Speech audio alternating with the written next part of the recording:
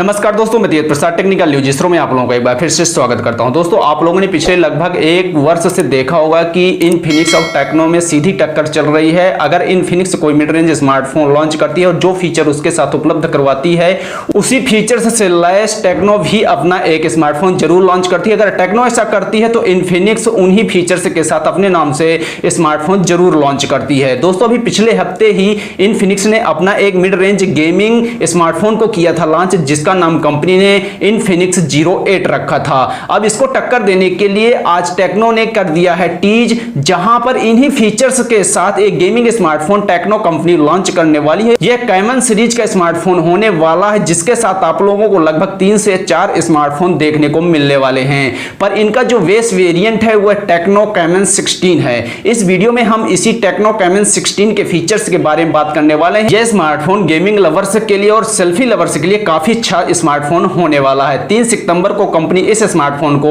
Launch करने वाली है। तो चलिए दोस्तों, देख लेते हैं इस वीडियो में हम इसी टेक्नो कैमन 16 के फीचर्स के बारे में और बात कर लेते हैं इसके भारतीय मार्केट में कीमत और उपलब्धता के बारे में। तो दोस्तों, स्टार्ट करें और सबसे पहले अगर बात करें इस टेक्नो कैमन 16 के डिजाइन के बारे में, तो इसके बैक पैनल से हम करते हैं शुरुआत। तो यहां पर आपको 3D ग्रेडियंट कलर फिनिशिंग देखने को मिलने वाली है, जिसके साथ आप लोगों को स्क्वायर शेप में क्वाड कैमरे LED फ्लैश की सुविधा कंपनी देने वाली है। इसके अलावा इसके साइड में आप लोगों को फिंगरप्रिंट सेंसर कंपनी उपलब्ध करवाने वाला है। रियर साइड पर आप लोगों को फिंगरप्रिंट सेंसर कंपनी नहीं दे रही है। इसके अलावा अगर बात करें इस स्मार्टफोन के फ्रंट साइड डिजाइन के बारे में, तो यहां पर आप लोगों को डुअल पंच होल डिजाइन की डिस्प्ले मिलने वाली है, जिसका बॉडी और डिस्प्ले का जो रेशियो है 88% का होने वाला है। इस स्मार्टफोन की डिजाइन काफी हद तक देखने में इनफिनिक्स 08 जैसी ही रहने वाली है।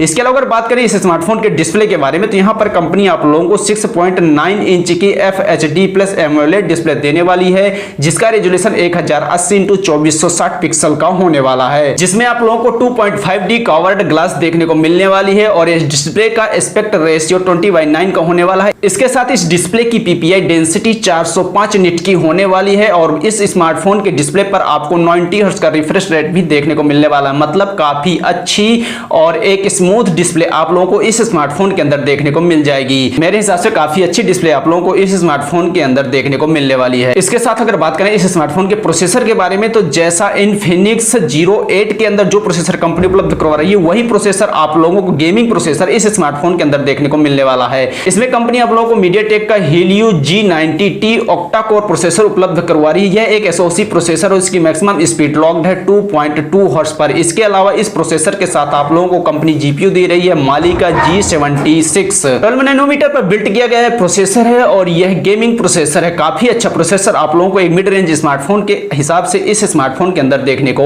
मिलने वाला है। इसके अलावा अगर बात करें इस स्मार्टफोन के OS वर्जन के, तो इसमें कंपनी आप लोगों को Android 10 out of the box देने वाली है। इसके साथ यह स्मार्टफोन अभी हाल फिलहाल में 2 स्टोरेज और रैम वेरिएंट के साथ लॉन्च होने वाला है। जो पहला वहां पर आपको 4GB RAM plus 64GB storage देखने को मिल जाएगी, जो दूसरा वहां पर आपको 6GB RAM plus 128GB storage देखने को मिल जाएगी, जिसको आप SD कार्ड के जरिए बढ़ाकर 512GB तक कर पाएंगे। इसके रैम पर आपको LPDDR4X की टेक्नोलॉजी देखने को मिलने वाली है। इसके अलावा अगर बात करें इस स्मार्टफोन के कैमरा सेटअप के बारे में, तो इसके रियर साइड पर आप लोगों को क्वाड कैमरे का सेटअप मिलने वाला है। जो पहला 64 मेगापिक्सल का मेन सेंसर होने वाला है, जिसके साथ आप लोगों को 8 मेगापिक्सल का वाइड एंगल, 5 मेगापिक्सल का डेप्थ सेंसर और 2 मेगापिक्सल का माइक्रो सेंसर कंपनी देने वाली है, जिनके साथ आप लोगों को LED फ्लैश की सुविधा भी कंपनी उपलब्ध करवा रही है। अगर बात करते हैं इसके फ्रंट साइड कैमरे के बारे में, तो यहां पर आप लोगों को 48 मेगापिक्सल का मेन सेंसर और 8 मेगापिक्सल का वाइड एंगल सेंसर कंपनी उपलब्ध करवाने वाली है। इन कैमरों पर आपको AI HDR पैनोरमा जैसा फीचर्स देखने को मिल जाएंगे। दोस्तों, इस स्मार्टफोन के जो कैमरे हैं वो सेम इनफिनिक्स 08 जैसे ही होने वाले हैं। इसके अलावा अगर बात करें इस स्मार्टफोन के बैटरी के बारे में, तो इसमें कंपनी आप लोगों को 4400 mAh की बैटरी देने वाली है, जिसमें आप लोगों को 30 वाट फास्ट चार्जिंग का भी सपोर्ट देखने को मिल जाएगा। चार्जिंग के लिए कंपनी इसमें आप लोगों को USB Type-C देने वाली है। अगर बात करते हैं इसके अन्य फीचर्स के बारे में, तो इसमें आप लोगों को डुअल 4G सिम का सपोर्ट मिलने वाला है,